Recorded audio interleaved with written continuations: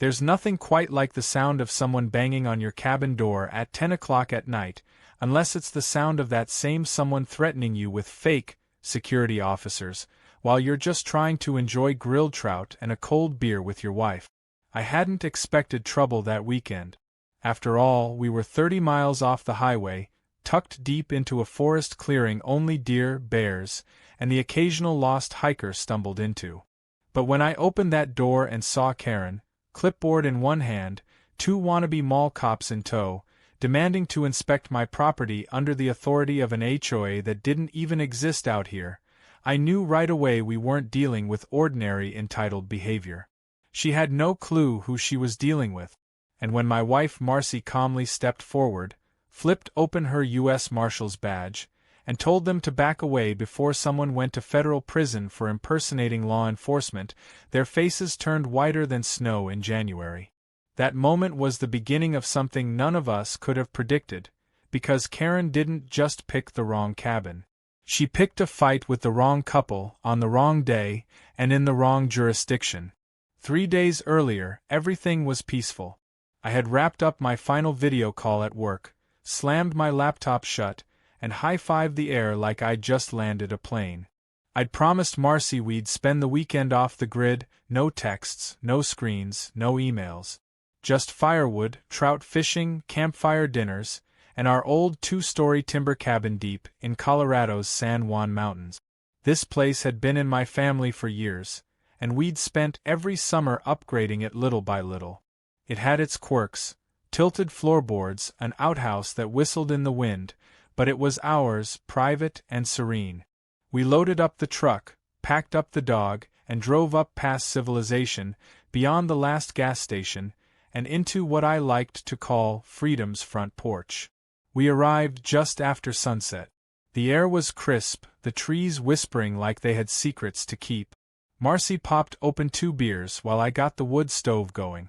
She wore an old hoodie and jeans, hair tied back, and had that off-duty glow that made me forget she spent most of her days chasing fugitives. To most, she looked like someone's best friend. To a few unlucky criminals, she was the last badge they ever saw. I always said she had 2 modes, soft-spoken sweetheart and federal thunderstorm. We were laughing about an old road trip story when we heard the unmistakable crunch of gravel tires outside. I looked out the window and saw a ridiculous sight, a golf cart barreling up our private path, kicking up dust, completely oblivious to the private property, no trespassing signs posted every 20 feet. The cart stopped just short of the porch. A woman stepped out like she owned the trees themselves. She wore wedge sandals, khaki slacks, and a sun visor. Clipboard in one hand, oversized sunglasses on her head like a tiara. I didn't even need her to open her mouth. I already knew this was a Karen. She strutted up the stairs with the kind of confidence that made me check twice to make sure I wasn't dreaming. "Hello," she chirped without waiting for a response. "I'm Karen Milford, Community Coordinator for the Ridge Pines HOA. She handed me a piece of paper and continued, "This cabin falls within our jurisdiction now, and I'm afraid you're in violation of several codes." I blinked, then laughed. "Ma'am, this land is outside any HOA. It's private, surveyed, and registered." Karen frowned like I'd just told her gravity wasn't real. "We recently expanded our perimeter," she said smugly. "It's all part of the Ridge Pines long-term plan. You'll be receiving a welcome packet and an invoice soon."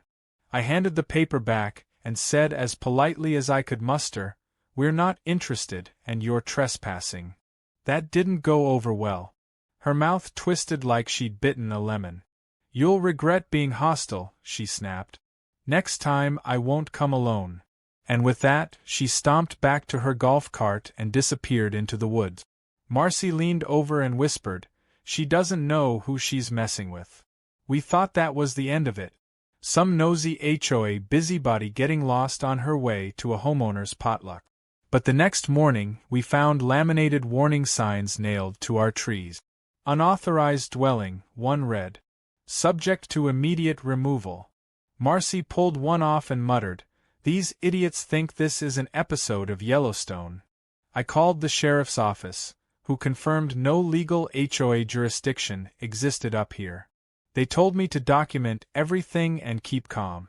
Later that day, a white SUV drove past slowly and then backed out awkwardly when I came out with a coffee mug and stared them down. They weren't subtle. I spotted the same woman from the golf cart sitting in the passenger seat, talking on a phone. Marcy took photos. That night, we double-checked the locks, but we still didn't expect what came next. It was just after 10 when we heard the pounding on the door. Not a knock, a pounding. I opened it to see Karen again, but this time she wasn't alone. 2 large men stood beside her wearing dark green shirts, black pants, and fake badges that looked like they'd been printed off the internet.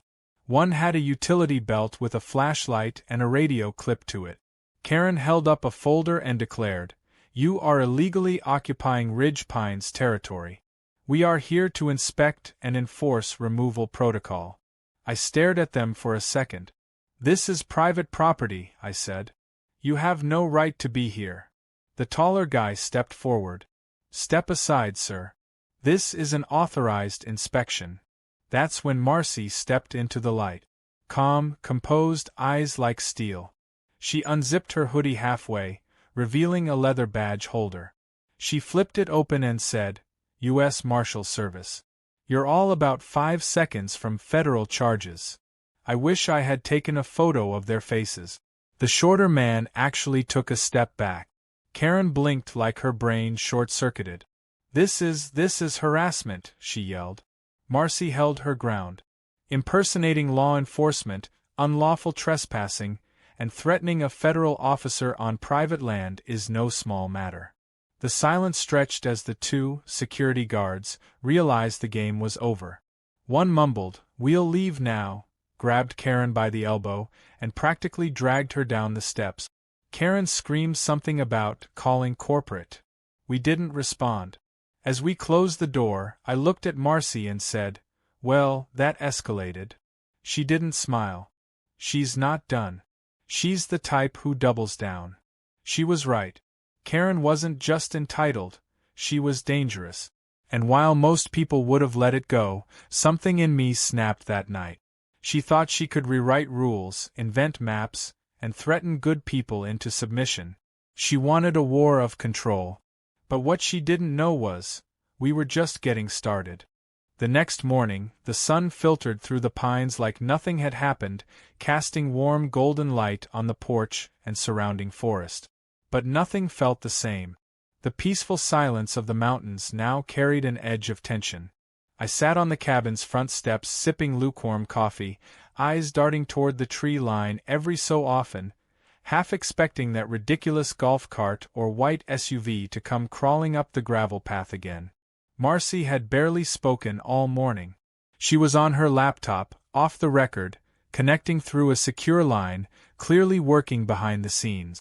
She didn't say much about who she was talking to, but I knew the look in her eyes.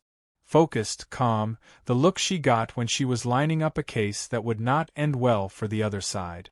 After breakfast, I decided to dig deeper into Karen's so-called HOA. I pulled out my old laptop and climbed onto the roof where reception was best. After a few minutes of research, I found the Ridge Pines HOA website. It looked hastily thrown together, with stock photos of smiling couples and perfectly trimmed hedges. A few things stood out immediately. First, the HOA had only been registered 2 months ago, yet their site claimed they had jurisdiction over 70 properties. Second, there was a security team listed, complete with pictures of the 2 fake officers who showed up last night. No credentials, no affiliations, just vague titles like Community Response Supervisor. And then I saw it. A link to a map that supposedly outlined Ridge Pines territory. My jaw clenched as I opened it and scanned the red border drawn around an entire section of forest, our property, and land that was never for sale. I grabbed the physical land survey from the cabin's safe and cross-checked it. The HOA map was a blatant lie. It had absorbed over a dozen private parcels, claiming they were part of Phase 3 expansion, even though there was no county record of such a development. It was complete fiction. That map alone was a weapon. To someone unaware, it would look official. I imagined retirees or young couples moving out here and suddenly getting hit with dues and citations, believing they had no choice. I started printing every single document I could find, screenshotting the site, backing up the fake maps, and noting down the so-called bylaws they were enforcing. This wasn't some casual oversight. This was a scheme. And Karen was the face of it. Meanwhile, Marcy made a few phone calls. She kept her voice low, but I caught a few words here and there. Keywords like impersonation, code violation, forged zoning, and more importantly, local jurisdiction. She wasn't calling in favors yet, just setting up the chessboard. She told me she'd reached out to a contact in the sheriff's department and another friend in the Department of Justice who specialized in land dispute fraud. Apparently, this kind of thing had been popping up more often, especially in remote communities where HOAs were being weaponized to steal land or bully owners into selling. When she closed the call, she turned to me and said, "This is bigger than her golf cart empire. Someone's funding this." We spent the rest of the day reinforcing the cabin. Not because we expected a real threat, but because we knew Karen wouldn't back down. She'd tasted control and couldn't stand being told no. I added new locks to the gate, put up more cameras, and replaced the trail signs Karen had torn down with bold, laminated notices citing legal statute. Marcy checked her files and began building a timeline. Karen's first visit, the unauthorized citations, the false map, and the escalation to security presence. Each incident, when isolated, might have seemed annoying. But lined up in sequence, it looked exactly like what it was: targeted harassment with the intent to establish illegal control. Around 3 in the afternoon, as we were organizing files on the cabin porch, we heard it again. That same gravel crunch, tires spinning slowly on the narrow path. Only this time, it wasn't a golf cart. A tow truck was coming up the trail, big and loud and totally out of place in the mountain woods. Behind it, a familiar white SUV followed like a vulture. I stood up slowly, heart thumping. Karen stepped out of the SUV, wearing oversized sunglasses and a smug grin that could have curdled milk. She held a clipboard like it was a weapon, waving it above her head as she marched forward. "You were given multiple opportunities to comply," she shouted. "Your structure is unauthorized, and we're here to remove it." Marcy stepped down from the porch without a word, phone in hand, already recording. I walked forward to intercept the tow truck, planting myself directly in its path. The driver, a younger guy with a shaved head, looked nervous. He clearly hadn't expected a confrontation. I looked him straight in the eye and said, "This is private land. You're trespassing. You touch anything and you're liable." He hesitated, clearly weighing his options. Karen yelled from behind, "Ignore them. They're squatters. You're operating under HOA authority." But the driver didn't move. Marcy stepped closer and said, "Just to be clear, I'm a United States Marshal, and this land is not under any HOA jurisdiction. If you so much as damage that gate, I'll have you in handcuffs by dinner." That was enough. The driver backed up without a word, turned his rig around slowly, and disappeared back down the path. Karen's face turned scarlet. She stormed up to the gate, slamming her clipboard on it. "You're making a huge mistake. I have lawyers. I'll have you shut down through the county." Marcy, still filming, replied calmly, "That's funny, because the county zoning office already confirmed your maps are falsified. You want to play games, Karen? You're not just trespassing. You're interfering with federal law enforcement, using fake officers, and trying to seize private land. Keep going." Karen opened her mouth to shout back, but for once, no words came out. Her eyes flicked to the camera, then to me, then back to Marcy. And then she turned, storming off in that exaggerated stomp that only entitled people seem to perfect. I didn't say anything until she was out of earshot. Then I looked at Marcy and said, "She's going to do something stupid next." Marcy didn't even blink. "Good. That's when we'll bury her with paperwork." As evening fell, we sat by the fire pit, documents in one pile, a laptop open to legal databases in another. Marcy began compiling the complaint officially. Trespassing, impersonation of security personnel, illegal notices, forged documents, threats of property seizure. It was an impressive list. She even had timestamps from the camera footage and witness accounts lined up from nearby cabin owners who'd seen Karen making unauthorized rounds. The real kicker came when one of Marcy's contacts sent back a report on one of Karen's so-called officers. The guy who had tried to enter our cabin was not just a fraud. He was a disgraced former security guard from a shopping mall in New Mexico. He had been fired for harassment and excessive force during a non-violent shoplifting incident. Somehow, Karen had hired him under the table. She didn't just want power. She was building a shadow army. I printed every detail and began drafting a packet that we delivered directly to the county enforcement office. I included the video stills, copies of the fake map, and every incident in chronological order. The plan wasn't just to defend ourselves. It was to make sure Karen's little empire collapsed entirely. No more scare. The next few days passed in a strange mix of calm and quiet fury. From the outside, everything looked peaceful. The wind rustled through the trees, the birds chirped in that lazy afternoon rhythm, and the cabin sat nestled in the woods like it always had, untouched by the chaos that brewed just beyond the trail. But beneath that stillness was a current of tension neither Marcy nor I could ignore. We had taken every precaution. Cameras were installed at every corner. Motion sensors lined the outer trail. We had documented every visit, every false claim, and every one of Karen's absurd printed notices. Still, we both knew her type.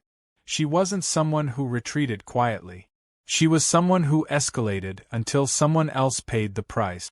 One morning, as I went out to refill the wood bin by the shed, I noticed something that made my stomach twist. Our gate, which had always been bolted shut unless opened from the inside, was hanging crooked. The right hinge was barely attached. It looked like someone had tried to pry it open using force. I called Marcy, who came out with her flashlight and a pair of gloves. Together we inspected the damage. The ground showed scuffed footprints, likely from work boots, and the metal latch was warped inward. Whoever had tried to force entry did it in the middle of the night, away from the cameras mounted to the cabin. They had known exactly where to avoid. Then we saw the signs. Karen had struck again, but this time not with her voice or her clipboard. On 3 different trees along our fence line, someone had nailed laminated notices. They were printed on Ridge Pine's HOA letterhead, falsely citing zoning laws and warning that our property was under immediate review for demolition. One even had a forged signature at the bottom from a supposed community enforcement director, which sounded made up even by HOA standards. The gall of it all would have been almost funny if it weren't so calculated. Marcy pulled them down carefully, preserving them as evidence. "She's getting desperate," she said, examining the corner staples. This wasn't just a bluff. She brought tools. She tried to make it look official. That same evening, we reviewed our camera footage from the trail cams we had recently installed closer to the property edge. Around 3 in the morning the night before, 2 figures crept through the wood. One was clearly Karen. The other was harder to make out, but based on the build and walk, I was nearly certain it was one of the same fake security guards from before. Marcy watched the footage in silence, pausing it on Karen's face as she hammered a sign into one of our trees. She shook her head slowly. "We've got her now. Trespassing, criminal mischief, unlawful posting, attempted forced entry, and impersonation. If she does anything else, she's going to jail." I could tell she wanted to make the call that night, but she was still building the file. Everything had to be airtight. Karen was reckless, but recklessness didn't always mean prosecution. We needed an airtight pattern of behavior, and unfortunately, that meant letting her play one more card. We didn't have to wait long. 2 days later, we woke up to find not just more fake violation notices but something that crossed an entirely new line. Our power was out. Not just the lights inside. Our cameras, our motion sensors, everything was dead. At first, we thought it might be a local outage. But then I went outside to check the generator connection and saw the cut wire. Someone had physically snipped the external power line from our solar battery. Not only that, but the camera monitoring the generator shed had been ripped down, wires dangling like a limp arm. Marcy didn't speak. She just picked up the camera from the dirt, carried it back inside, and began uploading the storage card to her laptop. Thankfully, the camera had internal memory, and we got lucky. The footage was clear. Karen had returned the night before. This time she came alone, dressed in dark clothing, hood up, and carrying a flashlight in her mouth as she cut the power. Her face was visible for a full 5 seconds as she looked up to rip down the camera. It was exactly what we needed. The footage captured her in the act of disabling security on a federal law enforcement officer's home. That was enough. Marcy sent the video to 3 contacts at once. Within the hour, she got a call back from a federal investigator who told her not to engage further with Karen. The case had officially crossed the line from a civil nuisance to potential federal charges. As a precaution, we were told to lock the cabin down entirely and leave if necessary. But neither of us had any plans to run. We had spent weeks building this case. Now we were going to finish it. The next day, Karen returned, as if she hadn't just committed a felony. This time she brought an audience. At least 7 people from the Ridge Pines community arrived in 3 separate vehicles, parking at the edge of our land.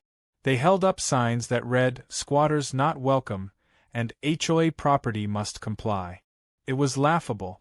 They stood just far enough from our property line to avoid legal trouble, but screamed loud enough for the entire forest to hear.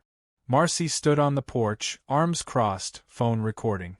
I stood beside her, holding a copy of the official zoning map and a giant poster board I had made the night before that read in large letters, "This is not HOA property.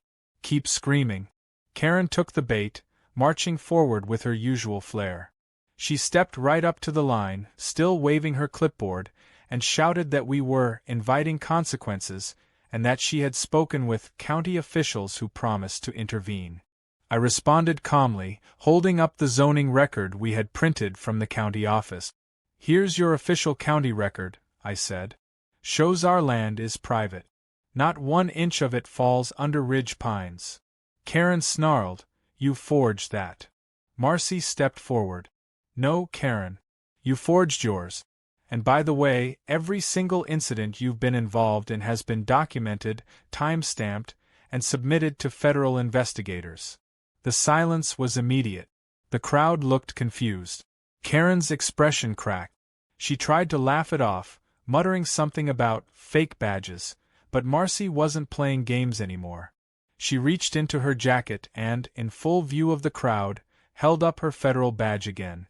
The crowd's murmurs turned into whispers. One woman stepped away from the group. One man dropped his sign entirely. Then, without warning, one of Karen's own supporters walked toward us holding his phone. He looked nervous and asked, "Is it true you're with the Marshals?" Marcy nodded. "Yes. And if any of you were misled by this woman into committing illegal acts, now's the time to make it right." The man turned back to the crowd and said, "I told you this was sketchy. I'm out." One by one, others started backing away. Karen tried to hold them together, but her power crumbled in real time. Within 5 minutes, the protest had evaporated. Karen stood alone at the edge of our gate, clutching her clipboard like it was a shield. She screamed, "You're ruining everything. This was supposed to be a safe, beautiful community." I replied, "Then stop threatening the people who actually live here." She didn't have a response. She stormed off, dragging her feet like a child denied a toy, muttering insults under her breath. Marcy turned to me and whispered, "One more misstep, and she's done." By the time the weekend rolled around, the case against Karen was no longer just ours. It had expanded into something much bigger and, frankly, more satisfying than I could have imagined. The footage of her cutting our power line had not only confirmed her criminal trespass, it had been submitted to 3 departments: local law enforcement, county code enforcement, and Marcy's federal contact. In less than 48 hours, we received word that Karen was now officially under investigation for impersonation, destruction of property, and unlawful attempt to enforce fabricated codes. But that didn't mean she had stopped. If anything, she was spiraling further out of control, grasping at whatever power she thought she still had left. The next morning, a thick manila envelope showed up at our mailbox, hand-delivered and rubber-banded. I found it while walking our dog along the trail near the main road. Inside were new violation notices, more fake letters from the Ridge Pines HOA, and an unsigned document titled, Notice of Imminent Eviction Due to Noncompliance. It claimed we had 72 hours to vacate or face civil penalties and law enforcement intervention. The kicker was a red stamp on the bottom of the page. Totally fake, crookedly printed, and bearing a seal that looked like it was drawn in Microsoft Paint. I stood there in the middle of the trail, holding that pathetic excuse for intimidation, and laughed. It was just so desperate. Like a child drawing threats with crayons. But this wasn't just some bad joke. The goal of the letter was clear. Karen wanted us to panic, pack up, and run before the system caught up with her. But what she didn't realize was that the system was already moving, and we were about to give it the final push it needed. When I returned to the cabin, Marcy was already suited up and focused. She had 3 binders open, tabs color-coded, timestamps aligned. She'd created a full timeline from the first day Karen arrived with her clipboard up to the last footage of her fake protest. It wasn't just thorough, it was lethal. She handed me a packet labeled Operation Paperstorm. Inside were over 40 pages of compiled evidence. Screenshots of the fake HOA website, side-by-side comparisons of the real and forged zoning maps, stills from video footage, audio transcripts of Karen's threats, and a background report on her 2 security goons. One had a warrant in another state. The other had a history of fraudulent contracting. Marcy had built a case so solid it could stand on its own in a courtroom. She had already emailed digital copies to the DOJ and county zoning office. But the real plan was much more theatrical. We were going to crash Karen's monthly Ridge Pines community meeting, the one where she stood in front of residents, handed out ridiculous rulebooks, and pretended to be some kind of suburban dictator. She held them every month at a rented firehouse meeting room 20 minutes down the mountain. And this time, we were coming with everything. Proof, witnesses, and a bombshell announcement that no one in that room would forget. The day of the meeting, Marcy dressed in a clean black jacket, federal ID tucked inside, expression sharp and unreadable. I carried the poster boards and a file box. We arrived just as people were shuffling into their seat. Most were older couples, confused but curious. A few recognized us from Karen's protest and gave sideways glances, unsure of what was about to happen. Karen stood at the front of the room, clipboard in hand, smug as ever, clearly thinking we had come to cause a scene that she could later spin into another story about non-compliant residents. Marcy waited until Karen had started speaking before she stepped up front, calm and composed, and said loudly, "I need just a few minutes of everyone's time. This is important." Karen tried to interrupt, but Marcy didn't even flinch. She opened her badge case and held it up. The room went completely silent. One of the men in the back muttered, "Oh damn." Karen froze, her lips parted like she was about to protest, but nothing came out. Marcy placed a stack of documents on the podium. "I am a deputy U.S. Marshal, and for the last 2 weeks my husband and I have been subjected to harassment, fraud, and multiple attempts of forced removal from our legally owned private property by this woman and her associates." She didn't raise her voice. She didn't need to. The weight of the words was enough. She walked the crowd through the events, laying down the forged maps, the fake notices, the power line cut, the unauthorized inspections, and even the background of Karen's so-called officers. I followed by holding up the printed maps showing the real zoning borders, highlighting how Ridge Pines HOA had fabricated their claimed expansion. I pointed to Karen's version and said, "This is what she's been using to threaten you." It's fiction.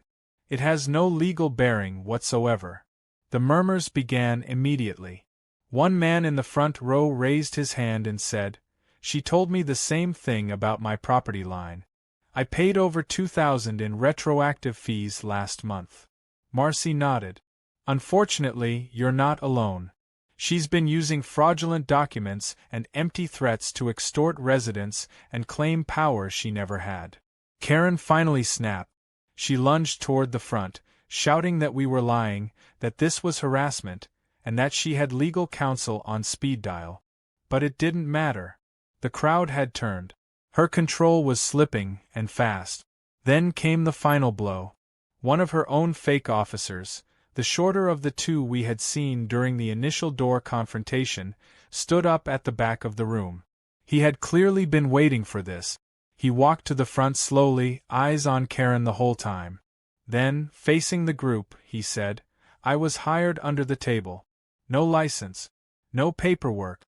She paid cash. Told me to show up, look tough, and scare people into compliance." Karen's face drained of color. She pointed at him, mouth opening to scream, but he cut her off. "I'm done covering for you." That was the final thread. The room erupted in shouts, questions, disbelief. Several people demanded Karen step down immediately. Others threatened legal action. A few recorded everything on their phones. It was total collapse. Karen tried to bolt, but two zoning officers, who had been discreetly invited by Marcy, stepped forward and handed her a citation notice right there in front of everyone. She was now facing civil violations and criminal referrals. As we left the firehouse, Karen's car was still in the lot, and she was arguing with someone over the phone, likely her imaginary legal team. But the image I'll never forget is her standing there alone in that lot, her clipboard tucked under her arm like a defeated shield, no longer in control of anything. We drove home in silence, the kind of silence that comes not from unease, but from closure. We had exposed the entire operation in one night. Marcy leaned back in her seat and finally let out a breath. "She'll never recover from that," she said. "It's not just her anymore. The feds are watching. And the county will probably audit the entire HOA." I looked over at her and grinned.